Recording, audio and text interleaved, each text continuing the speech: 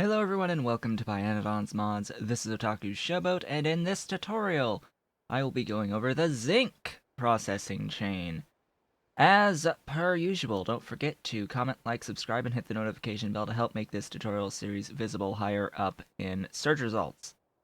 You can also follow me on Twitch at twitch.tv/otakushowboat, on Twitter at otakushowboat, visit my website at otakushowboat.com, and support my continued existence and help to accelerate the production of these tutorials by becoming a patron on Patreon at patreon.com/otakushowboat. You can also support Pyanodons Mods development at patreon.com/pyanodon.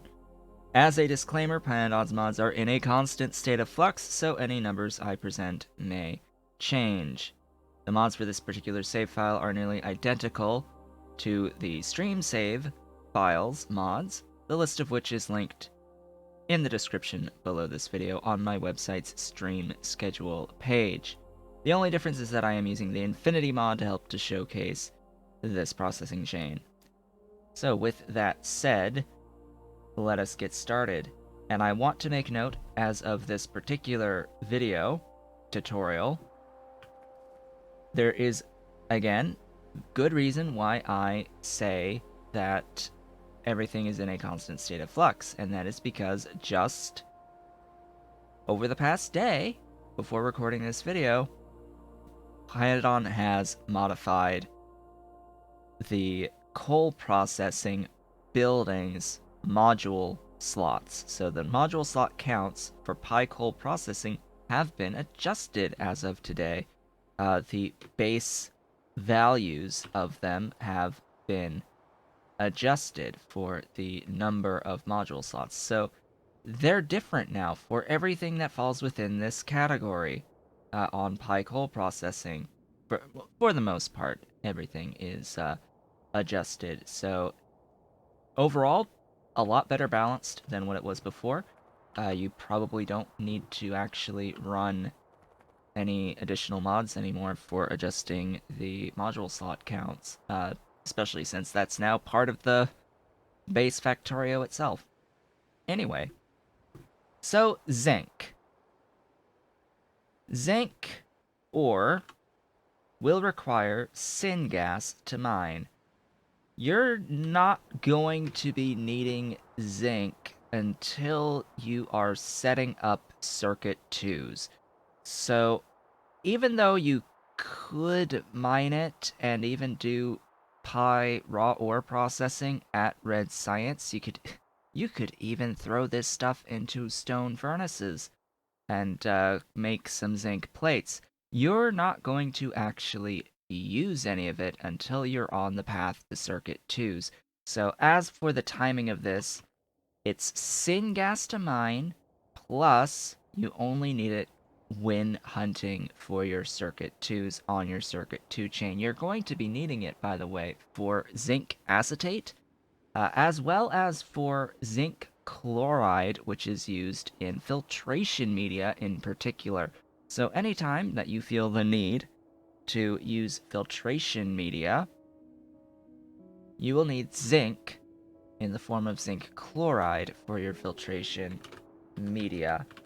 And I can just show you this because it is used in activated carbon. So activated carbon, which is actually used in a lot more than just filtration media, but I'd say that one of its primary uses is in filtration media.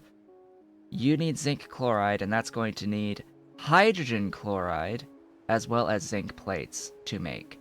And you're going to need a fair amount of all this stuff. Do note it's also used directly as zinc chloride in bakelite, which is an ingredient in phenolics, which is part of your circuit 2's printed circuit substrate 2s. So that's the timing of it. The actual chain itself is relatively short, fortunately enough. And as far as the outside inputs, we've already seen every single outside input at this point. So if you've been following along in this tutorial series up to this point, nothing here is going to be new, per se. Nothing's going to be new. We've seen a lot of these processes before, and this particular chain follows similar logic to a lot of the prior chains. As you can see, we start with ore, we go to grade 1, then 2, then 3, then 4, and then powdered with a geometric feedback series here. This is a geometric series. You'll end up with more overall of your initial G2 than what you originally throw in. Your powdered will become overflow at blue science. So at blue science is when you'll start all of this nonsense all the way up to high grade. Red science gives you up to G2. Blue science actually gives you only really G3, or green science gives you G3, and then blue is 4 and beyond all the way up to high grade. That's the breakdown here. So 3 to 4 is actually at blue science all the way up to high grade. So all of this is blue right here. And then yellow science, utility science is your reduction and sintering.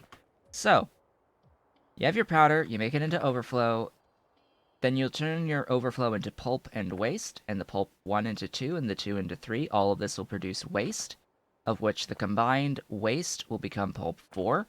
Your pulp 3 will become purified, which is a physical item. Pulps are fluids, the waste is a fluid. Purified is a solid, the overflow is another geometric series feeding back. Your purified will become concentrate, another solid. The concentrate will become more pulp 4. Now, the way that this math works out in the current state is the amount of pulp 4 that you get from the waste is equal to the amount of pulp 4 that you get out of your concentrate. So all of the pulps up to 3 processing into 4, processing your pulp 3 into 4 will give you the same amount of pulp 4 as all of the total waste produced in these 3 steps, directly making pulp 4. So what you can do is you can simply calculate one of these and then double the output, and that's the total output that you have here. Isn't that nice? Although I don't think that quite... that does, I believe, take into account the geometric series here with the overflow. Note that this overflow will impact waste and pulp equally, so it will still remain the same. You're just going to need to make sure that you take into account this geometric series here to add additional overflow input. Now, once you have your pulp 4, that goes directly into high grade. This is actually filtering with filtration media into high grade. This is a gigantic boost over your G3 processing. It is a huge boost over your G3 processing.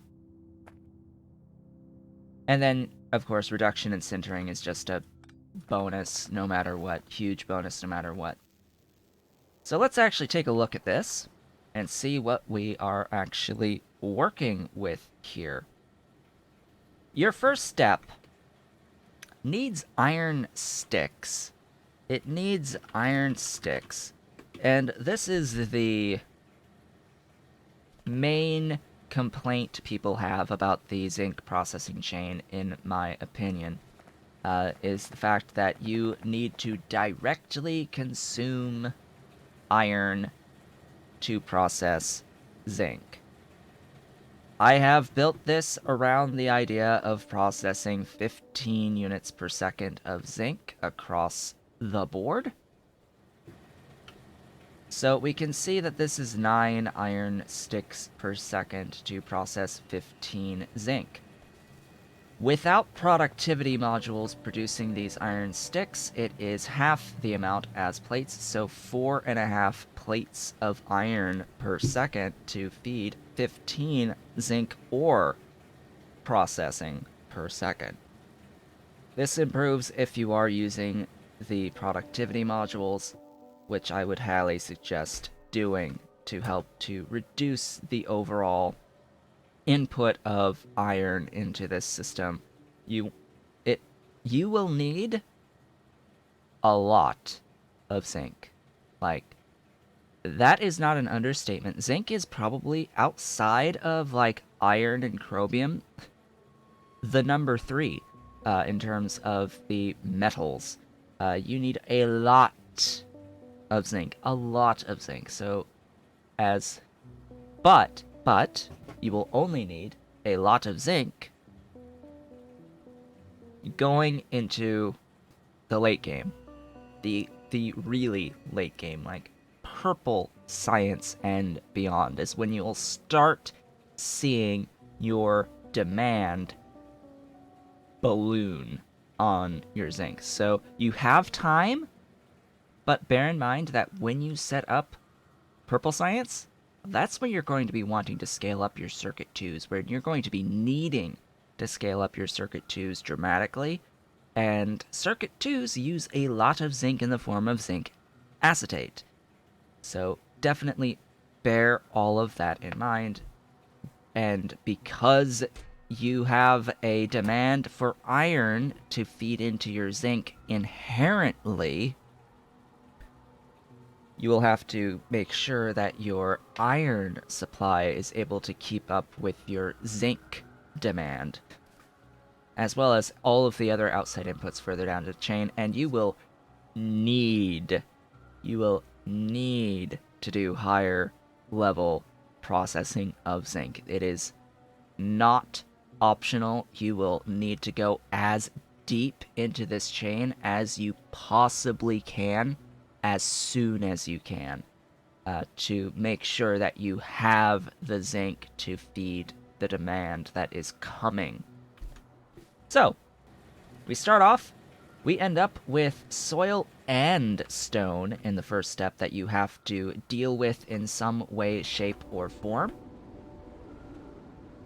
The next step will actually produce, did I say sand? I meant to say soil and stone, and then the next step produces sand. So you have sand, soil, and stone to deal with to make your G2. And that's all you can do at Red Science. That's what you can do at Red Science. If you so choose to do this at Red Science, I would never suggest doing this at Red Science. Only start this at Green when you start needing this stuff. However, at Green, all you really get access to is the next step, which is the G3 processing. And as you can see, we have hot air here to make plates.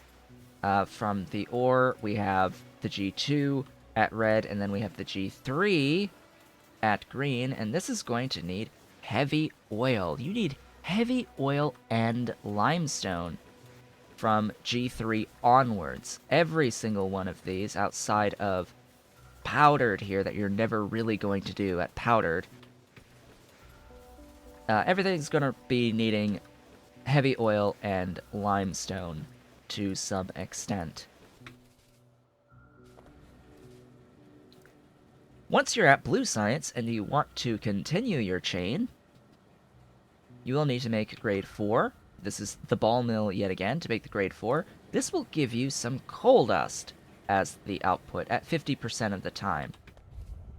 So you will have to also deal with coal dust. Remember that coal dust has a fuel value, so it is not as easily voided through burners. You will need to use boilers and then put a tailings pond in front of your boilers to vent your steam. That is the only way to void anything with a fuel value. You will take your grade 4 and you will make powdered and grade 2, so you have to loop your grade 2 all the way back in. You are then going to start needing some outside inputs. The first one is kerosene. Now, kerosene is simple. We've already talked about kerosene in the past. Kerosene is heavy oil. How you get the heavy oil doesn't matter. My suggestion, as per usual, will be steam crack crude. My suggestion for crude, however, has changed.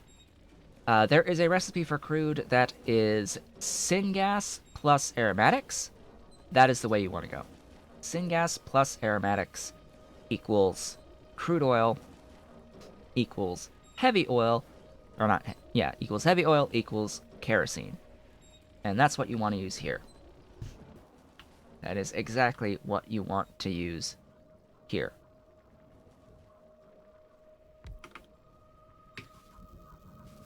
The next 3 steps are all flotation cells. These are interesting. You're going to need pressured air in all 3 steps. You are also going to need crylic acid, or crylic acid, creosote, and Aerofloat 15. Now, here's the interesting thing about this.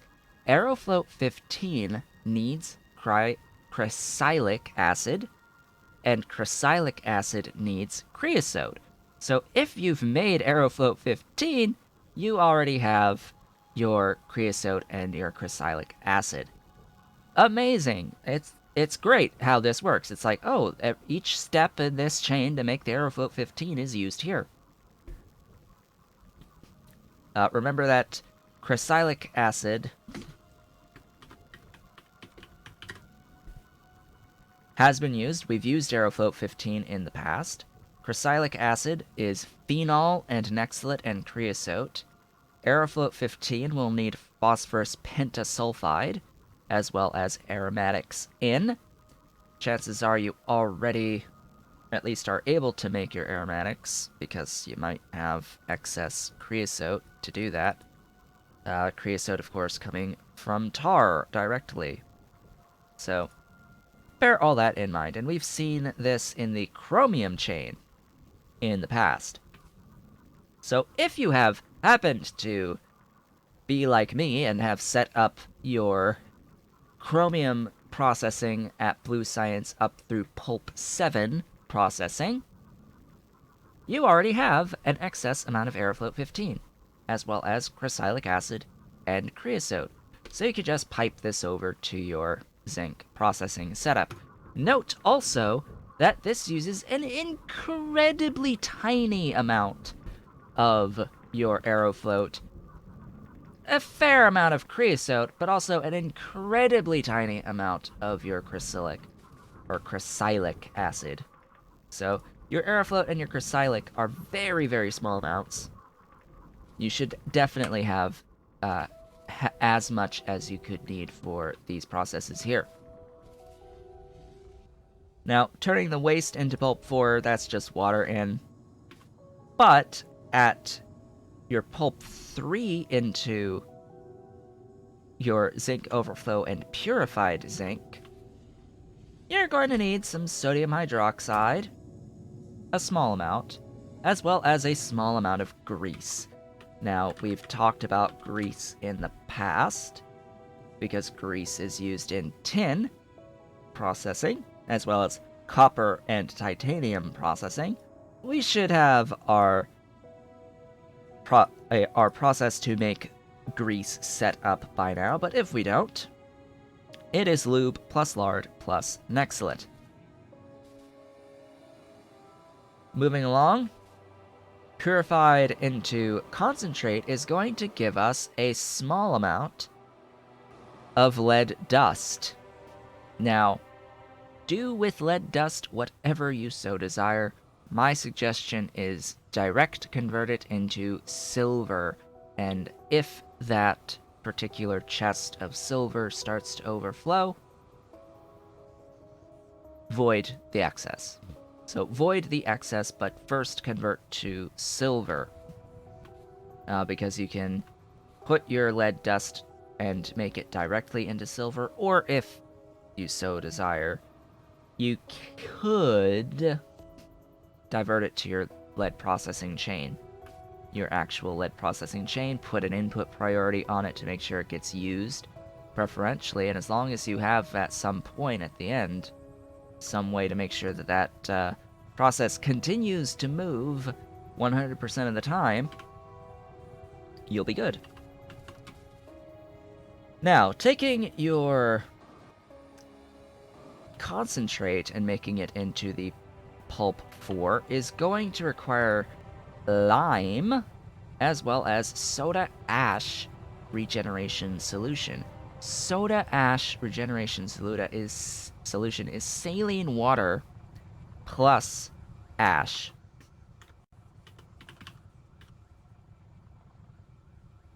Saline water plus ash to make soda ash.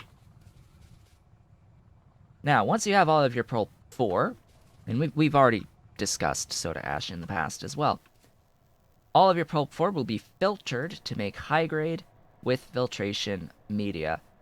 Now, if I've done my math correctly, what you actually end up with here is a little over half a unit per second. It's like 0.53 some odd. It's a really long decimal. It's a bit over half per second. It's a bit over, if this was a Mark II,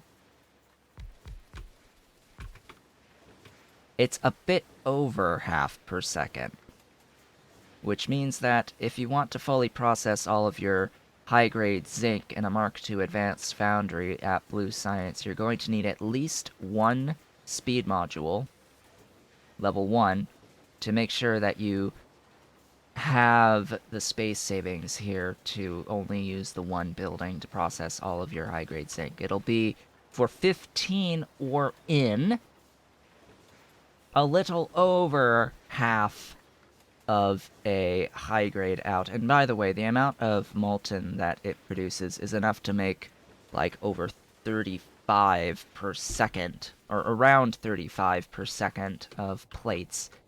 It's a big boost, the amount of plates that you get by going all the way up to high grade.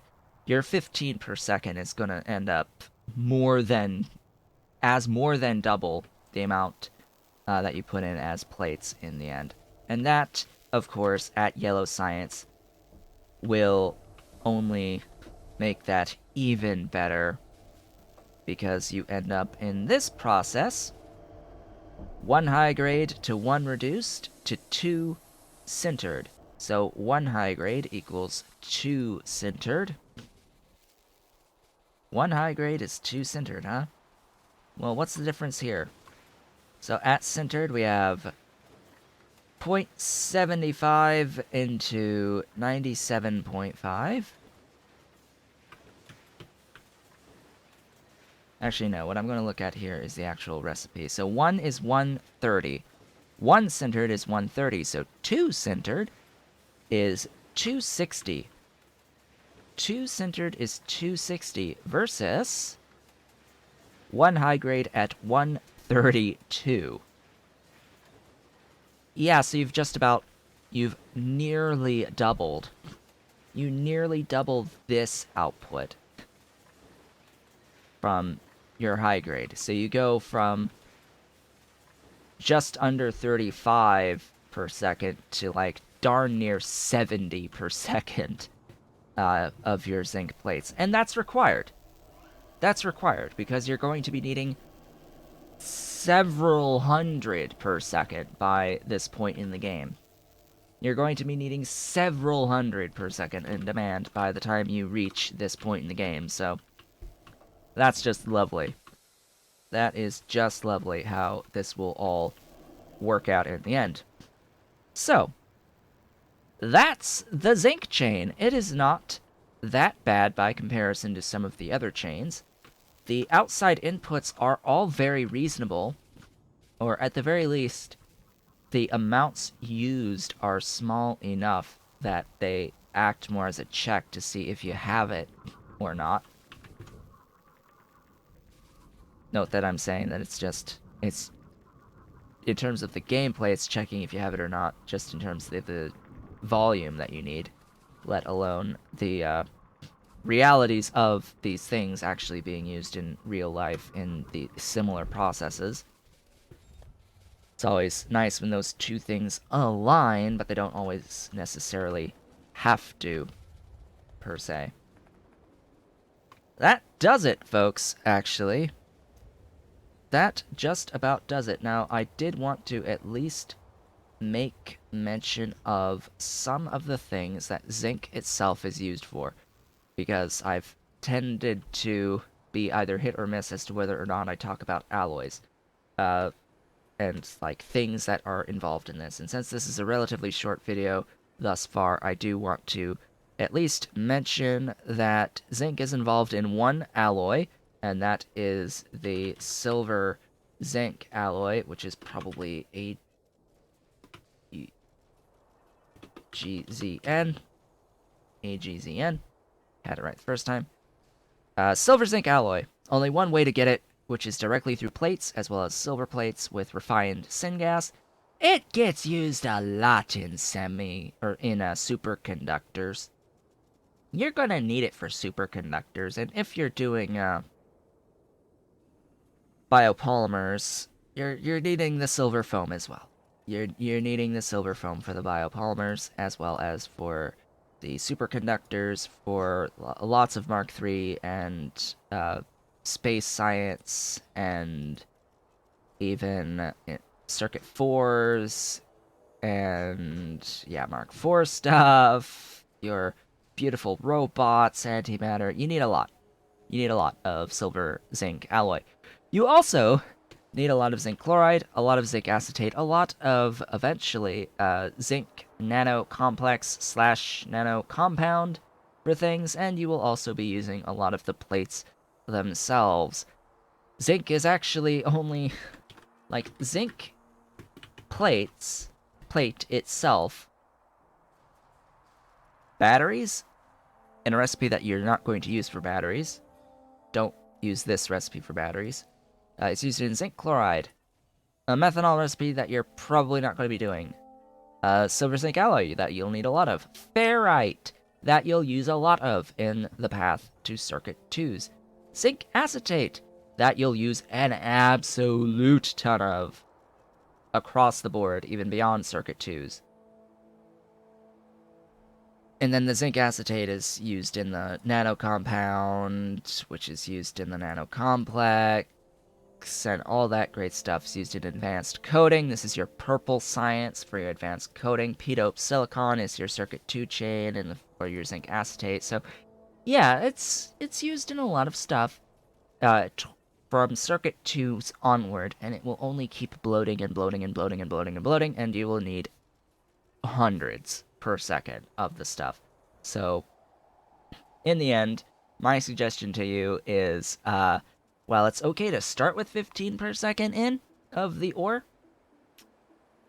you're gonna need more. You're gonna need more than that. Probably scale it up to at least 45 to 60 for yellow belts is probably going to be a good target going into late game, as well as having the infrastructure to do high-grade minimum processing of all of that until you get access to reduction and sintering at yellow science. And with that, we have reached the end. I would like to thank you all for watching. This has been Otaku Showboat. If you have enjoyed this video, please don't forget to comment, like, subscribe, and hit the notification bell to help make this series higher up in search results. Don't forget that you can also follow me on Twitch at twitch.tv/OtakuShowboat, on Twitter at OtakuShowboat, visit my website at otakushowboat.com, and help to support my continued existence on Patreon at patreon.com/OtakuShowboat. You can also help to support Pyanodons mods development at patreon.com/Pyanodon. Our next tutorial will be Nickel, and I hope to see you all then.